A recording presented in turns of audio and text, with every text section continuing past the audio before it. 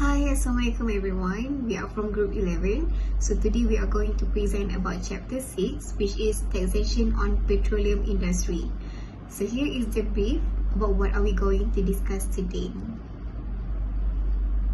Okay, so my name is Nur Shakira, binti Muhammad Azhari. My matric number is 268133. I will first cover about the 6.1, which is the concept and definition of major terminology. Okay, so what is petroleum? Petroleum is any mineral oil or relative hydrocarbon and natural gas. It is existing in its natural condition and casing heat petroleum spirit. It is include the bituminous shales and other certified deposits from which oil can be extracted. Okay, next, let's see the Petroleum Income Tax Act 1967. So, petroleum operation will be taxed based on Petroleum Income Tax Act 1967, and the petroleum income tax shall be charged for each year assessment on the income of every chargeable person.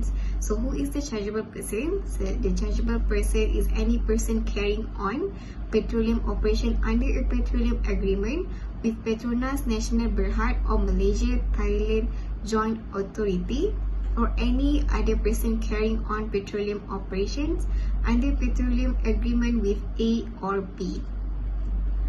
Okay, now let's moving on to petroleum operations.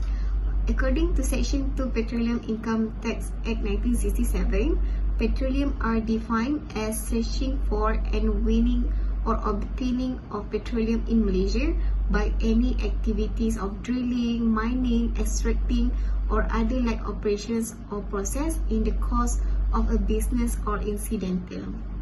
It is also known as sale or disposal of petroleum sworn or obtained, sale or disposal by Petroleum Nasional Berhad within Malaysia of petroleum obtained from outside Malaysia, or on behalf of Petroleum Nasional Berhad of such petroleum to any point of sale or delivery within Malaysia. Now let's take a look with the process or the industry structure of petroleum. It is all started with the upstream process whereby oil and gas production are conducted by companies who identify, extract or produce the raw materials. So after crude oil is discovered and extracted in the upstream process, it is shipped and transported to the midstream process. Therefore, the oil is refined, marketed, distributed and sold, which is in the downstream process. The downstream oil and gas production companies are closer to the end user or consumer. This is demonstrated or as well known as the diesel, gasoline or any natural gas. Okay, now let's take a look at the taxable income summary. So there is a difference between the upstream and the downstream operations. So under upstream, it is calculated under Petroleum Income Tax Act 1967, which is for sale of natural gas or casing head petroleum spirit and sale of crude oil, which is delivered by that chargeable person in Malaysia. Meanwhile, in downstream, it is under Income Tax Act 1967, which is the process of refining or liquefied of petroleum, dealings with products so refined or liquefied, service involving the supply and use of rigs, derricks, ocean tankers and barges, the transportation of petroleum outside Malaysia, and the last one is any interest, discount, dividend, and rental income from investment activities. So that's all for my part. Now let's move on to 6.2. Hi, Assalamualaikum. My name is Noaina Maisara binti Tajuh Mazlan and my matric number is 264448. Now I will talk about the tax rates. So as you can see in the slide, for the year assessment in 1976 until 1993, the tax rates for petroleum is 45%. While for the year assessment 1994 until 1997, the tax rate is 40%, and for the year assessment 1998 and current is 38%. For the joint development area, the first 8 years of petroleum production is 0% of tax rate. For the next 7 years of petroleum production, it is 10%. for the tax rate, and for the subsequent years is 20%. So for the upstream tax rate, petroleum operation is 38% and 25% is applies on income from petroleum operations in marginal fields, while for the downstream, 24% will be taxed for others petroleum operation in income tax. So let's go through for the basis period.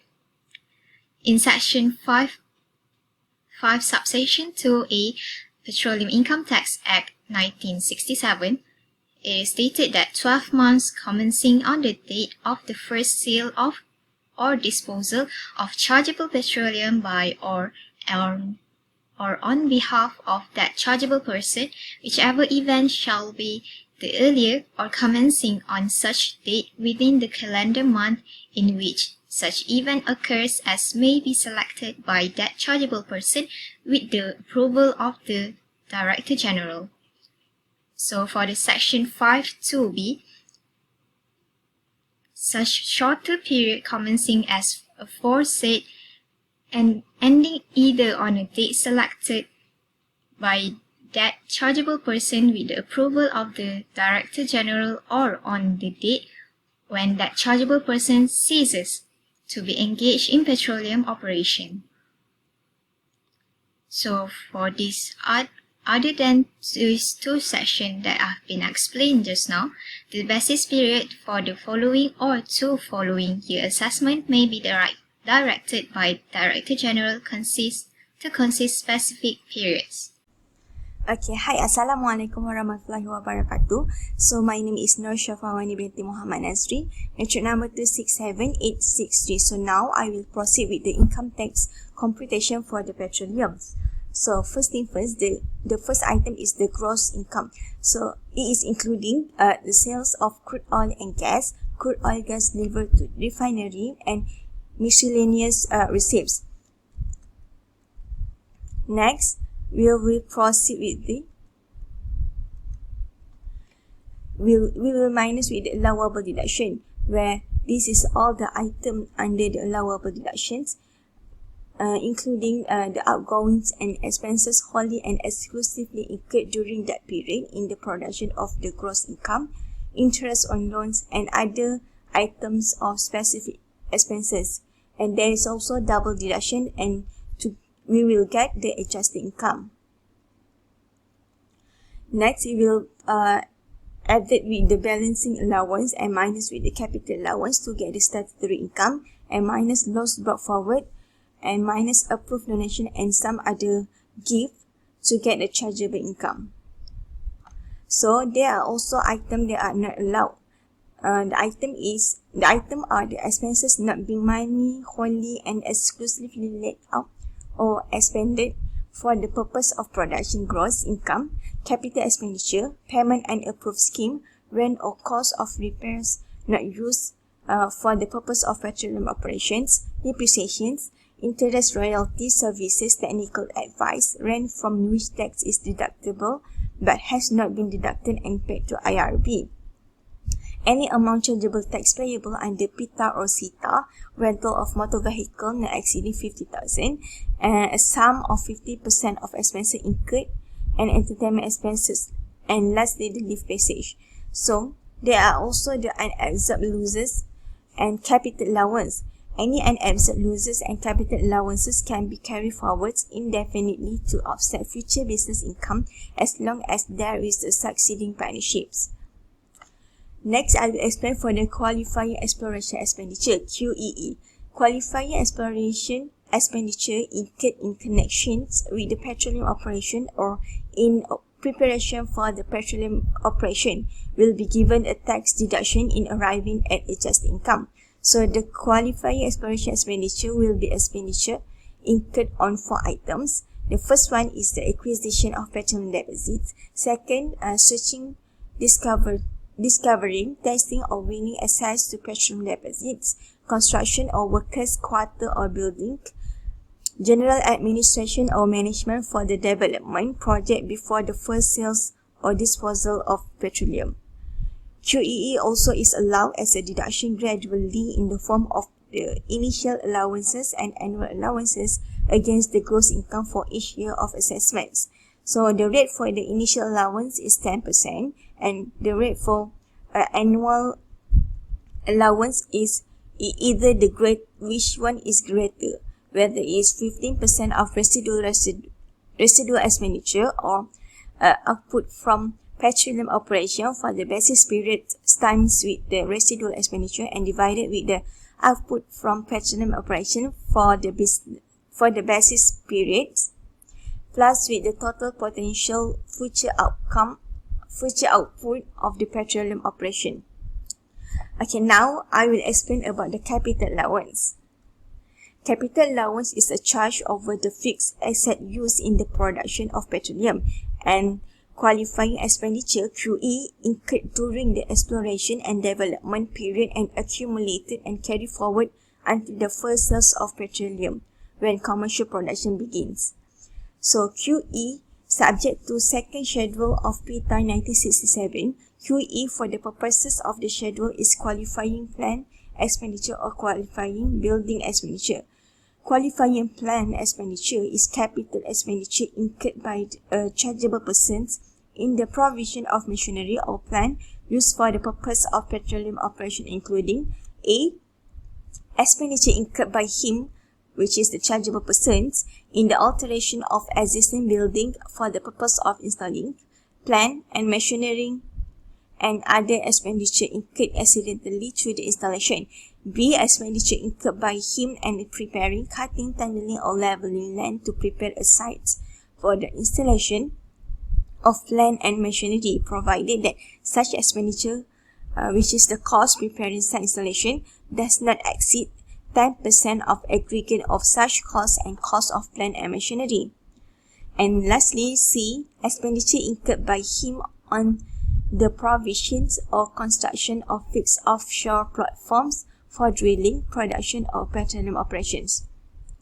The QE for non-commercial vehicle is restricted to 100,000, which is provided that the cost of such vehicle does not exceed 150,000. Otherwise, the amount of QE is restricted to 50,000. And for the qualifying building expenditure, QBE is capital expenditure incurred by chargeable person in the construction or purpose of building which is used at any time construction or purchase of the case may be as industrial buildings such as Petronas. So this is the rate for the qualifying plan expenditure. The secondary recovery is 40% for initial allowance and 10% for annual allowance. Any other case, 20% for initial allowance and 8% for annual allowance. And fixed offshore platform, there is no initial allowance and 10% for annual allowance. The environmental protection equipment and facilities is 40% for the initial allowance and 20% for the annual allowance.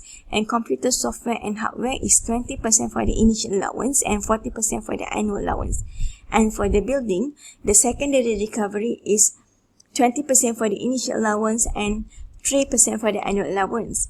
And any other case is for the initial allowance is 10% and annual allowance is 3%. Okay, my name is Nurhuda Farhana binti Razi. Metric number is 268139. So I'm going to explain for the 6.5, which is appeals.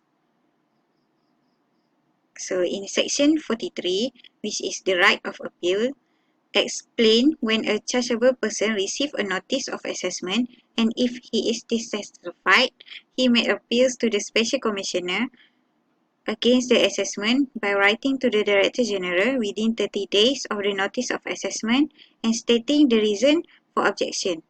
So in this slide, we can see that there is a Form Q, which is for the notice of appeals to the Special Commissioner of Petroleum Income Tax.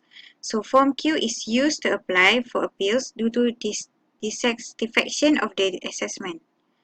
So next, in section 44, the extension of time for appeals. So, if appeal is not made within 30 days, the chargeable person may at any time make a written application in the prescribed form for an extension of time to lodge an appeals. On receipt of an application, the Director General, if he is satisfied, he will give the written notice of the extension to the applicant. So, if he is not satisfied, he will forward to the clerk reason for not agreeing. Then, the Director General will inform chargeable person in writing, and the chargeable person may make a written representation within 21 days. So, the Special Commissioner will decide whether to grant the extension. So, the decision of one of the Special Commissioner shall be notified in writing by the clerk to the applicant and the Director General. So, in this slide, we can see that there is Form N, which is for the application for extension of time for appeals to the Special Commissioner of Petroleum Income Tax. So, Form N is used to apply extension time for appeals. So, in section 45, which explain for review by Director General. So, on receipt of a notice of appeal under section 43, the Director General shall, within 12 months from the date of receipt of the notice of appeal, review the assessment against which the appeal is made. So, after the review, the Director General may first come to an agreement in writing with the chargeable person regarding tax payable. Next, comes to oral agreement with the chargeable person and follow up with written confirmation, deem agreement in writing if does not repudiate within 21 days. And next, serve a written proposal and chargeable person may accept or reject, and failure to do so within 30 days is deemed accepted as agreement in writing. And lastly, for section 46, which explain for the disposal of appeals. So, if the Director General fails to reach an agreement with the chargeable person, he will forward the case to a Special Commissioner, and written notice will be served to inform the chargeable person within the 12-month period from the date of receipt of the notice of appeal. Okay, that's all from me. Thank you. Now, let's go through to the comprehensive question. The financial information of Hydra Oil Sdn Bhd for the year of assessment 2020 in relation to its petroleum operation is as follows. The gross income is 22 million, provision of a scholarship 7.5 million, repairs and maintenance 2.4 million, specific bad debts is 2.8 million, payment to unapproved scheme 4.56 million, 4.5 million, capital allowances 3.5 million, leave passage 1.2 million, balancing charges 2 million, and adjusted loss brought forward from previous year is 1.8 million. For the additional information, provision of a scholarship only for student that who is receiving full-time instruction at such higher educational institution who has no means of his or her own, parents or guardians' monthly income not exceed 5,000 ringgit. Compute the tax payable by Hydra Oil Sdn Bhd for the year assessment 2020. So this is the solution for the tax payable for year assessment 2020. The gross income must be deducted with provision of a scholarship, repairs and maintenance, and specific bad debt. The payment to unapproved scheme and leave passage is nil. So we're going to get adjusted income, which is for 5.3 million. To get statutory income, we must deduct with capital allowances and add it with balancing income. Then we will get 3.8 million. And for the chargeable income, we will minus with adjusted loss brought forward from previous year, which is 1.8 million, and then we will get 2 million for the chargeable income. For the tax payable, the chargeable income need to multiple with tax rate, which is 38%, then the tax payable we will get is 760,000 ringgit. Thank you.